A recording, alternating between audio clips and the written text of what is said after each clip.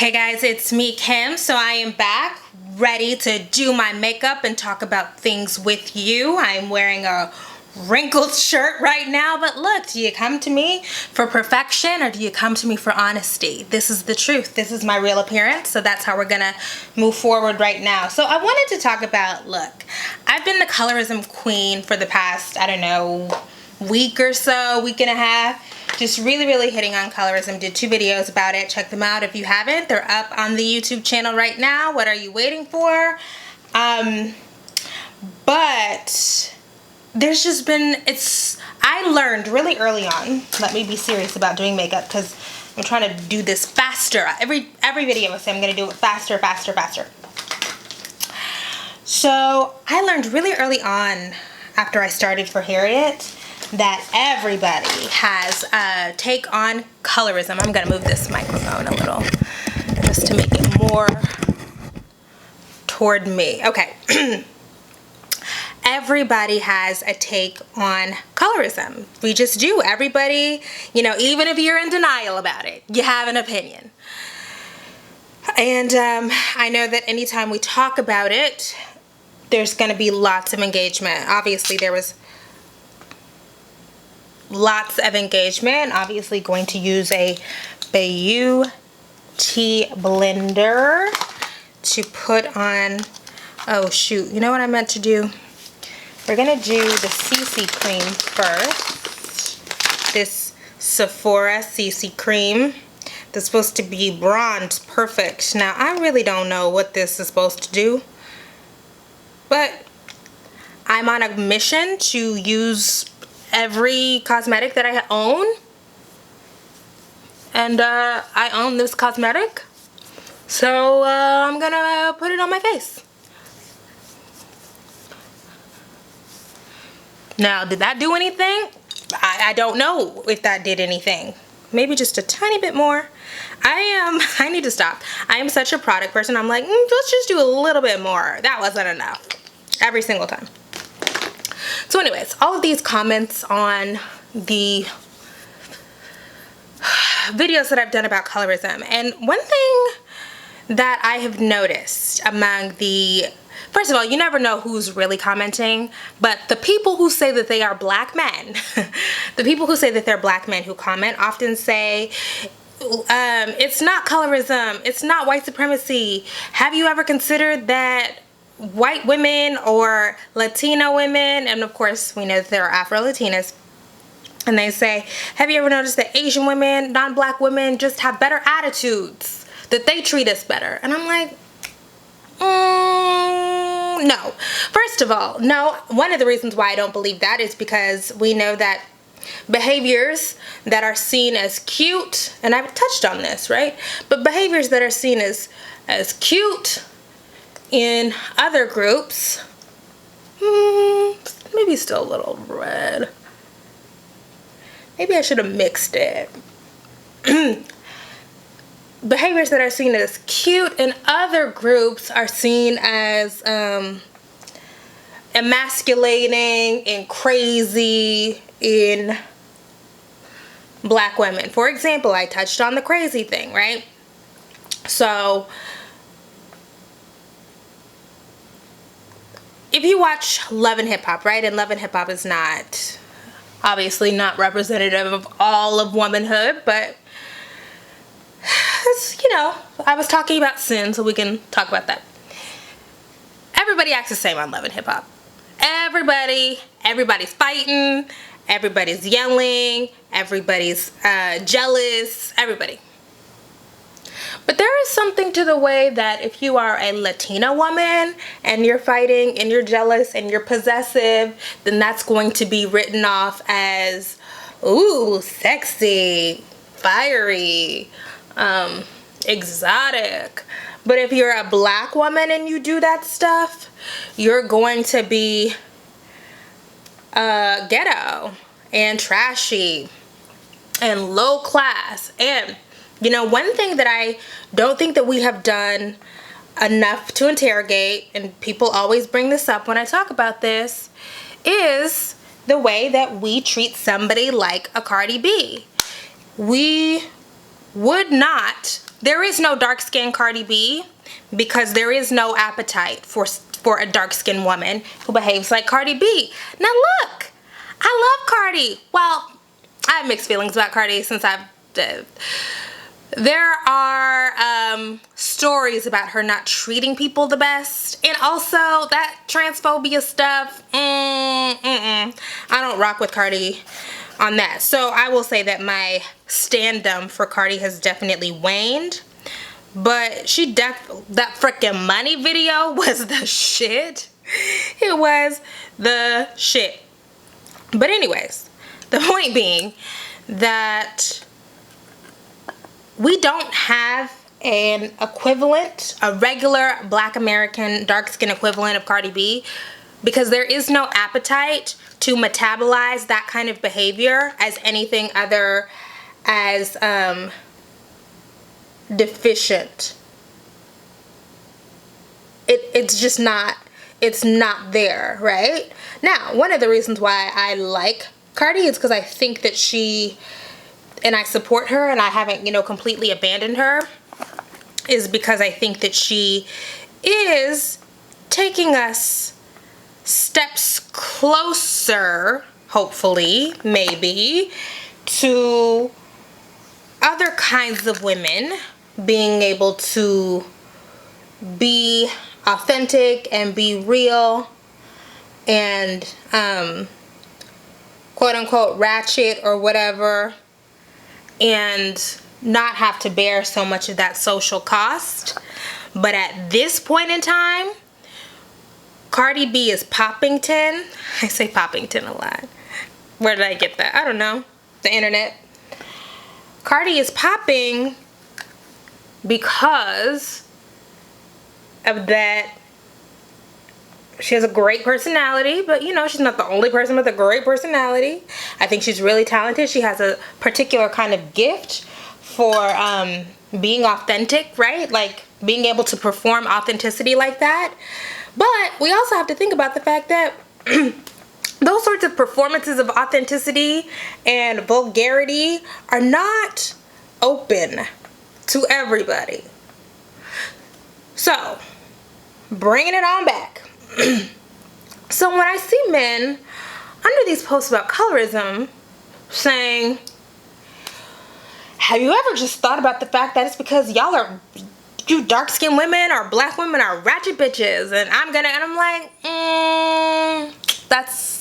no, we don't believe you. You need more people, because we know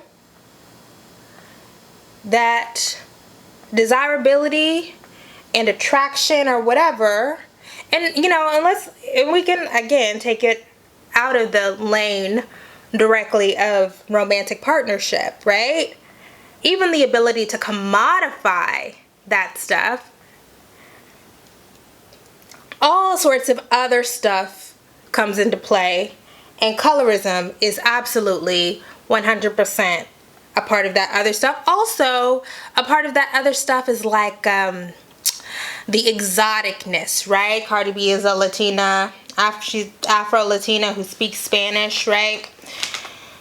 So she gets to play into that other stuff. Now again, when we're talking about that other stuff, because I always have to say this because people are like, you're hating. No, I'm not hating. Because I do think that Cardi is good. And she's gotten, well, good is, it's debatable, right? Because people will go back and forth with you about whether or not they think Cardi is good. She's good at being herself. But even as an artist, one thing that I really respect about Cardi is that she's improved. Cardi works hard. Okay, so that's that. But also, like, I don't know, do you watch TV? Do you know white women? If you watch TV, if you know white women, you know that all white women are not laying down pleasing their man. In fact, I feel like there's like a whole culture and so many cultural scripts around white women. We need to do just a little bit more cover up there. there's just so many scripts around white women like emasculating men, right? Like, they're in charge, you know? Like, if mom's not happy, nobody, like, that is what we see and hear, and it's particularly among white women, like, who have stuff, you know? It's not all, and again, that's probably too much, but we're gonna have to, it's not all like, ooh, like, now we're gonna have to do this. Uh-oh. Okay. It's not always,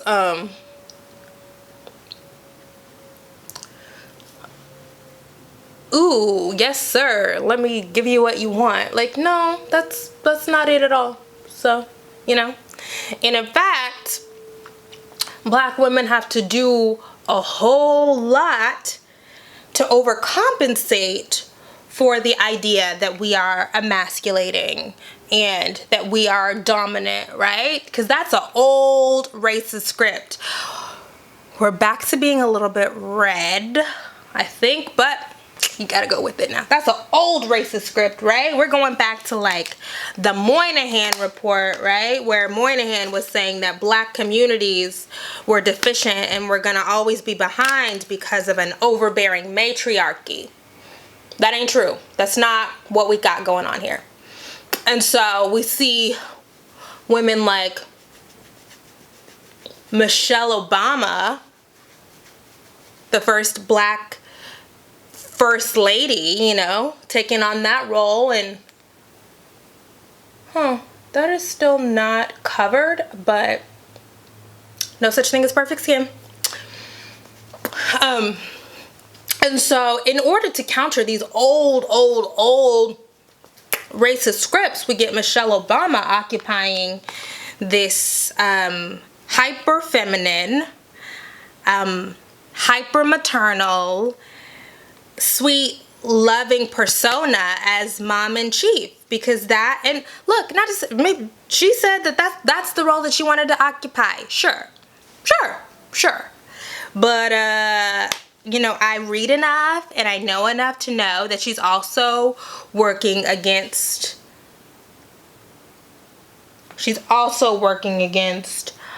narratives. And if she hadn't done enough to undo what we've been told black women are, which is overbearing and hyper aggressive and manly, then the revolt that we saw would have been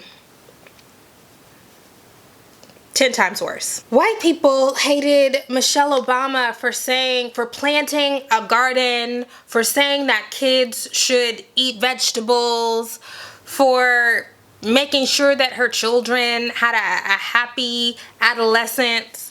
Imagine the sorts of pushback and revolt that there would have been if Michelle Obama had been like a powerful policymaker, right? They hated Michelle Obama for saying that people should go to college.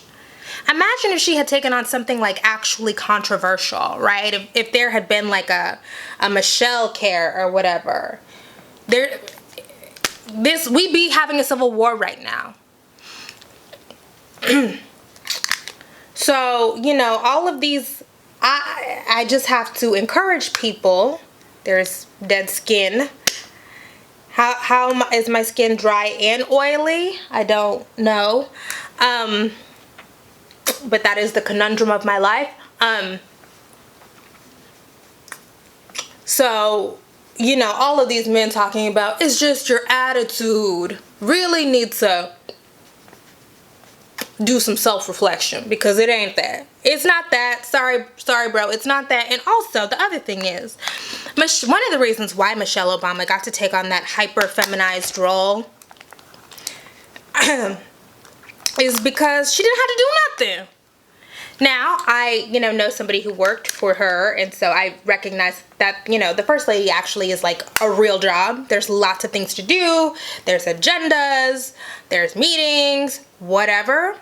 But her existence was not reliant on, I mean, she's cool. right? She cool. And we see Melania Trump not really doing nothing. She cool too. They're gonna be fine.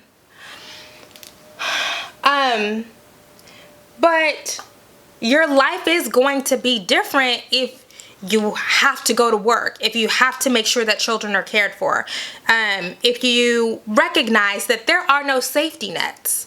You know, I tweeted years ago, probably when I was going through a really bad breakup, but I tweeted years ago that one of the essential parts of being a Black woman is realizing that you're gonna have to be your own lifeboat. You're gonna have to put on your own oxygen mask, be your own life vest. You're gonna save yourself. And so these men talking about how Black women en masse fail to live up to these hyper feminine scripts are not even thinking about why that is. You know what I'm saying? Like, you want a traditional woman, but do you have traditional woman money?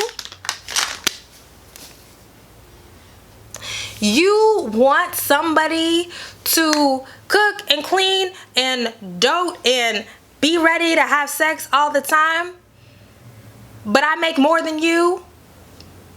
I have more education than you. I do more housework than you. So look, and you're not gonna get, maybe y'all can bamboozle people who don't know the facts, okay? But you can't bamboozle me, because I look at BLS reports, okay? Bureau of Labor Statistics reports. I look at the numbers. Black people ain't making no money. By and large, right? Less income, less wealth, higher unemployment.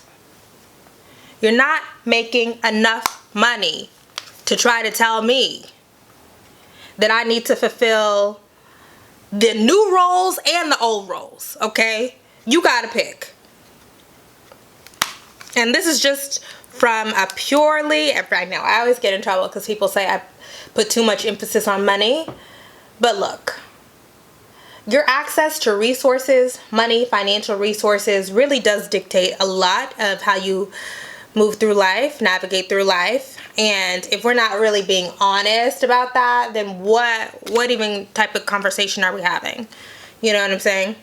If we have a dual income family because we have to have one, which is the case for the majority of the people in this country, not just Black folks, even though one thing that this shutdown has illuminated for me is the number of people who do live on only a single income. And the shutdown situation is fucking crazy, by the way.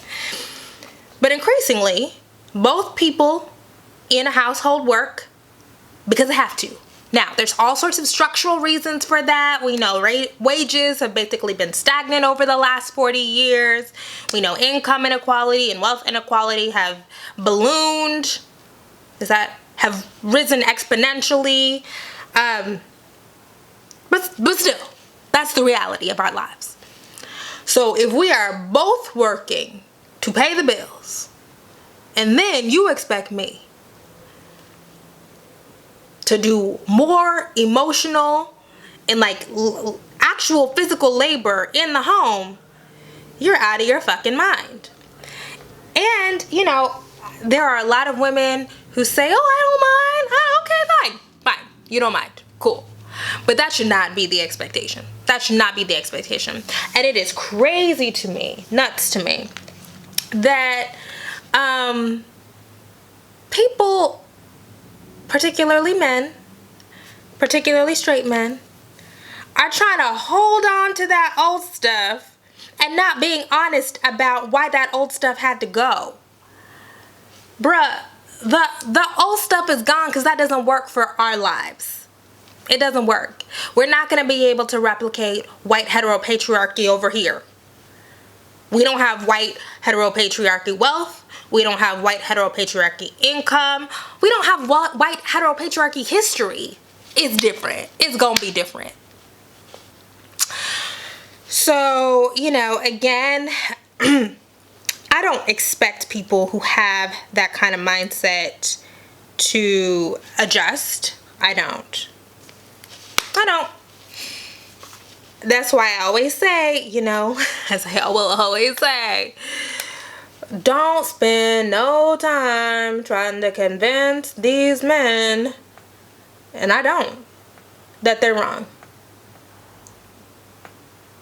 Be wrong, but be wrong away from me. You're not going to stress me out.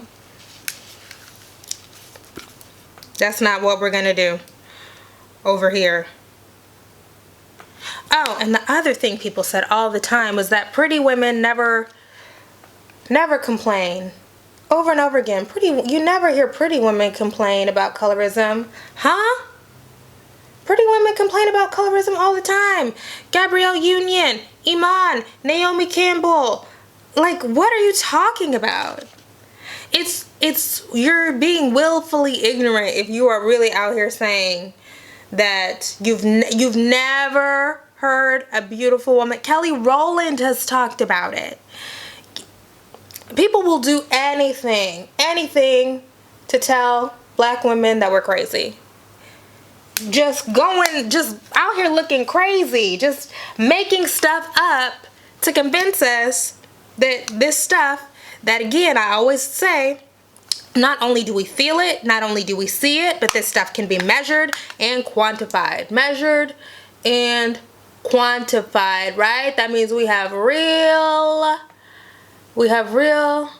data. Now, I am at a point where I go back and forth about the need to always point to real data, but we do have that. We got it.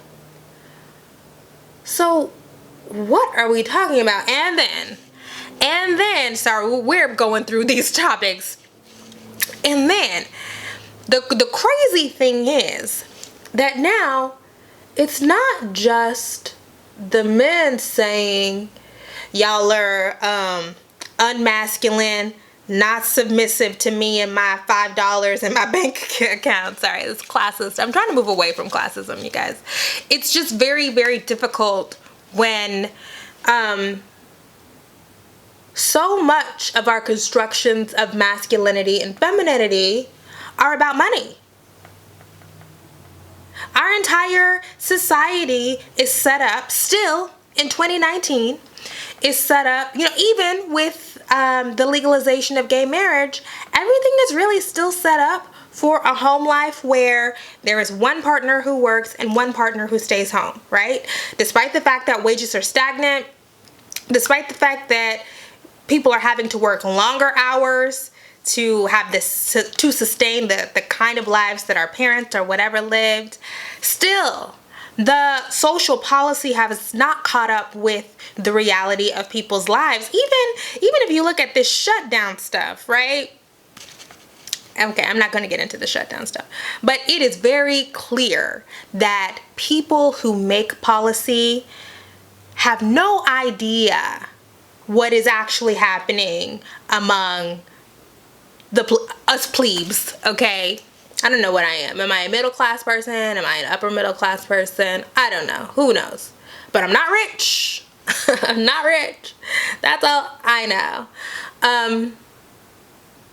But anyways, one of the reasons why I do talk about money in class a lot is because, unfortunately, ooh, a little eye booger. Let's get that off. Unfortunately, when we are talking about power, we are usually talking about money, particularly in the lives of women who partner, have children with, mate with men. Money is such a huge part of your life. Let me decide which way I'm going to go with this, because there are just so many things that I could go off. So many tangents I could go off on. After 2016, there was all this conversation about, oh, white women, like, why are you voting against your own interests? White women, why are you voting against your own interests? It's like, no, like, why are we even having this conversation, you guys? We can talk about how ridiculous we can talk about how ridiculous it is that so many people voted for Donald Trump, because he is clearly a criminal. He is slow. He is a tax cheat. He is most likely a sexual assaulter of some kind. But these women were not voting against their own interests, right? When women, even black women do this, but they don't do it in voting, when women go out of their way to protect their men, I've already gone over how much I hate the phrase our men. I don't got no men. But some people do feel protective and a sense of ownership over the men in their ethnic group or their race. So when women are doing that, they're doing it because that is their interest. Now, I think that your interest is fucking nuts, but that's still your interest. With regards to, linking this back to the financial stuff, if you are financially dependent on a man, if your survival relies on the economic thrivance, is that the word? Thrival. If your destiny is tied to the pocketbook of a man, then voting in the interest of that man is in your interest. And it's so weird to me that we have to have conversations. Like, that seems like a 101 thing. Why are we having conversations about, like, what? Like, why are you pretending to be shocked? Why are you getting angry? Like, everybody does that. Now, everybody doesn't do it when it comes to voting for an evil, lying sexual assaulter. But in different ways, all sorts of people do that because men disproportionately hold the economic power in our communities. Now, with black people, it's a little shaky because, like, men still technically make more than women, but they don't. It's a little, but still, right? A lot of black women are still relying on men to do well, or need men to do well, particularly if you have kids, right? That's how we get to the feminization of poverty, because women raise children alone. If you don't have any help from a partner to raise your kids, you're much more likely to be poor. So that's why I talk so much about money, and I wish that this was not true. But so much of our lives are just tied to what men can provide for us financially. And it's one of the reasons why I said in the last video, I have no desire. Am I going to put on some? I guess I will. I'm going to put this on off camera eyeliner. I'm back. So, as I mentioned in the previous video about regressive gender roles or whatever, I am probably hyper aware of how important money is, because I just have seen so many times women really plunged into some really horrific situations because their partner didn't want to provide, or the person that they had children with didn't want to provide, couldn't provide, chose not to. And I would prefer to avoid that. So I do have, certain financial stipulations for my romantic relationships. But yeah, I'm trying to work through it. I'm trying to figure out how to balance a recognition that, like, that is not the way. We shouldn't have to talk about it so much, and it shouldn't be so important. But also the reality of our lives means that stuff is still going to be important. I'm feeling pretty, I was going to say I'm going to be done, but no, I'm not, because I have not done any eyebrows, and that's muy importante. But, yeah, what was I going to talk about after that? So we had pretty women do talk about colorism all the time. I don't know what people just make stuff up. Where I was really gonna go with this. So not only do we see men talking about y'all are just not submissive, y'all just don't, y'all are not submissive, y'all don't do traditional stuff, it's your attitude. Also with the attitude stuff, you know, we also have to think about the ways that so many black women are subject to abuse and harassment in all different forms of our life, of our lives. Now, I have a very pleasing personality. Again, I've talked about this in another personality. I learned how to adapt and develop a very nice, sweet, pleasing personality. And also, I'm kind of just a little bit naturally bubbly when I'm feeling it. I am definitely not the norm. Not the norm.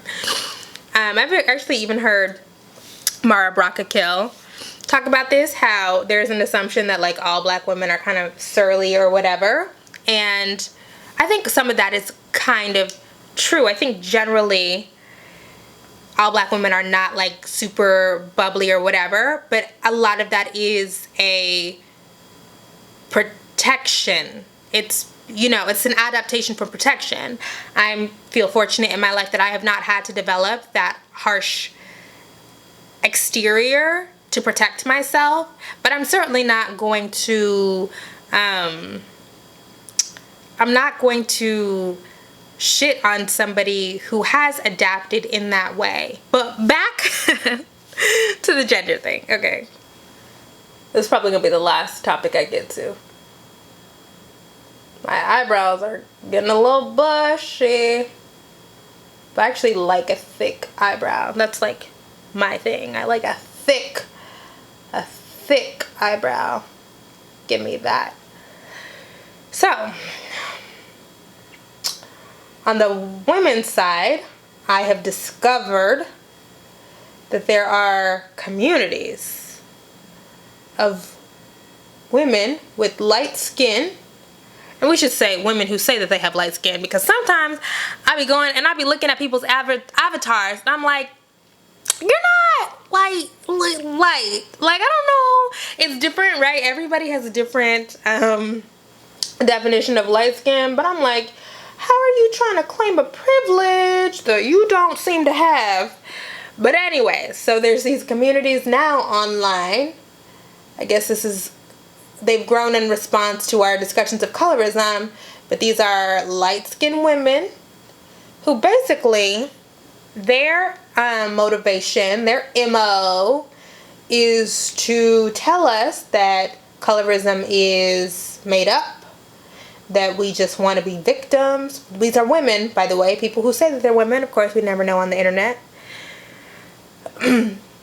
That they're just here to tell us that we've made this up, that we just want light-skinned women to feel bad and whatever. And it's like, girl, have a seat, right?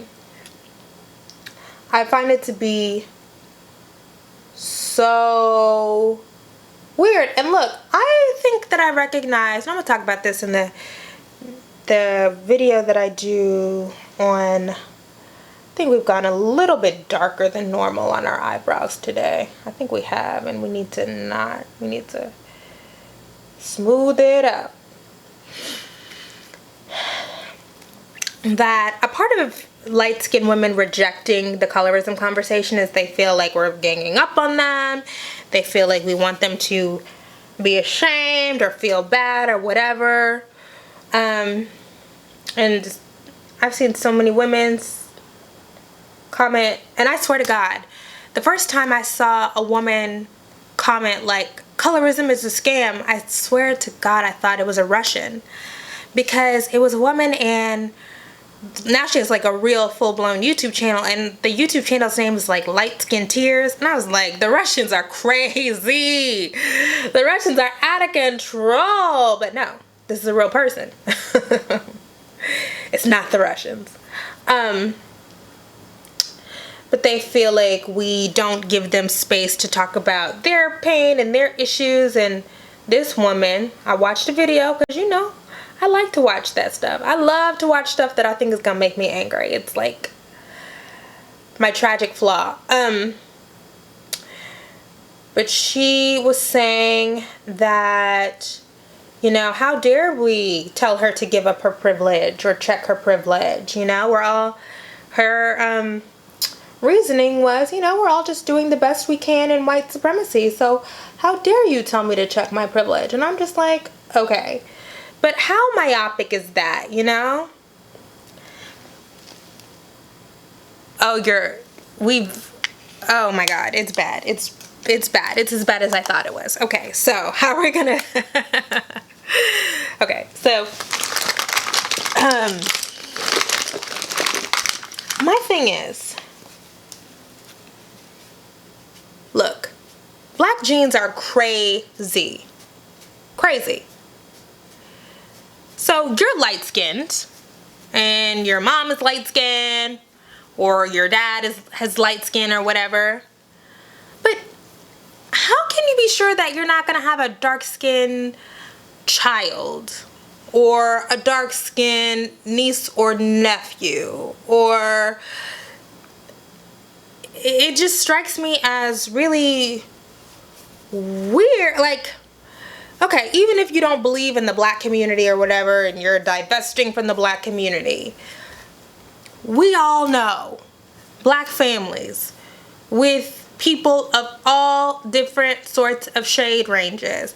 I have a dark-skinned niece and I have a lighter-skinned niece. Twins. Fraternal twins, right? So how are you basically saying fuck them? That don't make no sense to me. It don't make no sense. And I think that is like the myopia of saying, like, I don't care about this social issue because it doesn't affect me right now at this very moment, is what is so annoying. But also because, you know, the same way that I be looking at people's avatars and being like, girl, I don't think you light skinned enough to be on this page. All of this stuff is situational, right? Our privilege, you know, let's get back to the foundations of the theory of intersectionality. All of this stuff is situational. Our place in social hierarchy depends on where we are at any given moment. So in one space, sure, you can trade on your light skin privilege. Sure, fine. But in another space, you're going to be the one being discriminated against. So why would you want to maintain that system? I don't. So it's like, you know, and I know it's so elitist of me to be like, people need to do their reading. But I do think people need to do their reading. And just really think about that, right? Like, and then people say, I saw somebody say, well, look at all of the old civil rights leaders. They were all light-skinned. How dare you try to sideline us? Look at all of the light-skinned people who have fought for you. Girl, again, I'm not going to say it, but you know what I want to say? Read some books. Do we not think about the fact that one of the reasons why so many of those people were light-skinned is because of colors? And we know that historically in the United States, even still, I used to have a really good friend who studied colorism. Even still, lighter-skinned black people are more likely to have higher incomes, higher social status, more education. So yeah, I'm trying to look at this eyebrow and see if it looks crazy. How crazy does it look? Cray, or just, if it's just a little bit crazy, that's fine, because I don't ever strive for perfect makeup. But if it's super crazy, then, so I think I think I'm gonna be able to get away with it. Just try to get a little But the reasons why those people were able to ascend to being, people point out Thurgood Marshall and Rosa Parks and, I don't know, basically everybody, right? Frederick Douglass was mixed biracial. Booker T. Washington had green eyes. Booker T. Washington was kind of fun, but that's another conversation for another day. The point being is that their complexion, it's not that other black people weren't doing the work. It's you are more palatable if you have lighter skin, right? So we know, like, take Rosa Parks, for example. I'm a Rosa Parks stan, right? I think it is ridiculous that people always try to diminish her work because she did this stuff over a lifetime. But still, light-skinned woman, long-haired woman, wavy hair. She wasn't the first person to do, like, the ridiculously heroic act of refusing to give up her seat on a bus. But she was chosen to represent that ridiculously heroic act because of her phenotype and because of her, reputation as an upstanding citizen, right? That's an easy person, And all of this is outlined in a book called, At the Dark End of the Street by Danielle McGuire.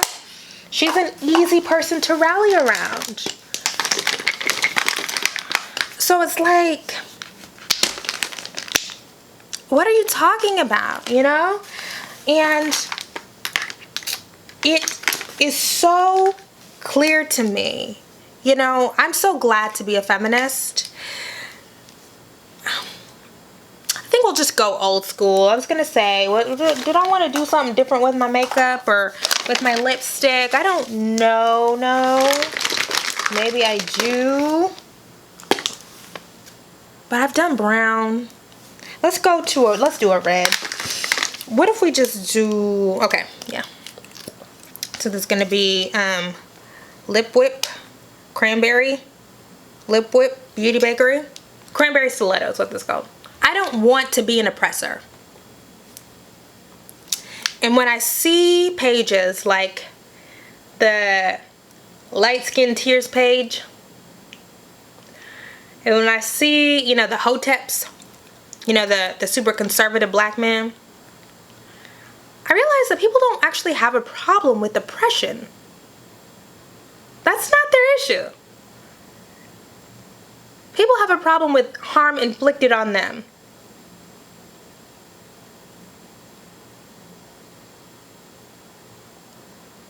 But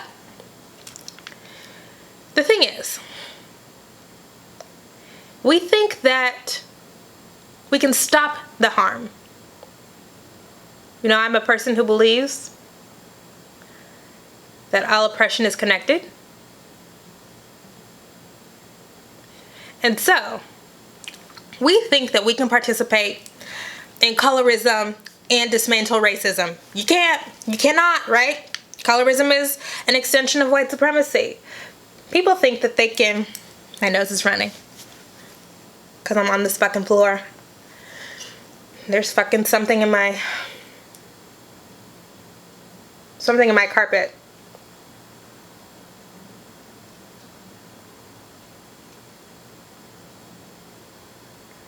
So women think that they can perpetuate colorism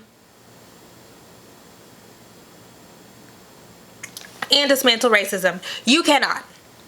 Men think that they can participate in patriarchy, particularly simulations of white heteropatriarchy,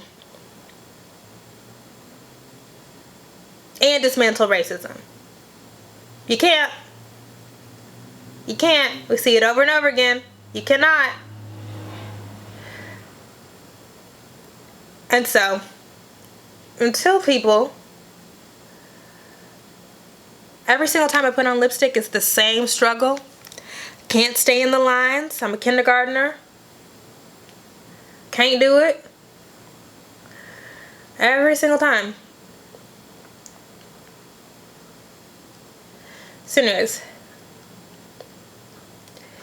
one of the reasons why I am a proponent of intersectionality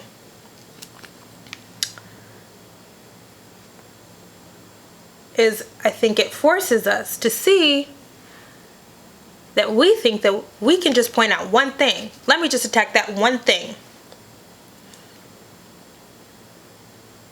So you're a light-skinned woman and you say, well, let me just attack racism.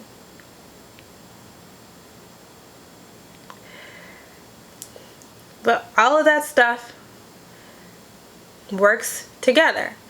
And it doesn't always work together like in a one-to-one.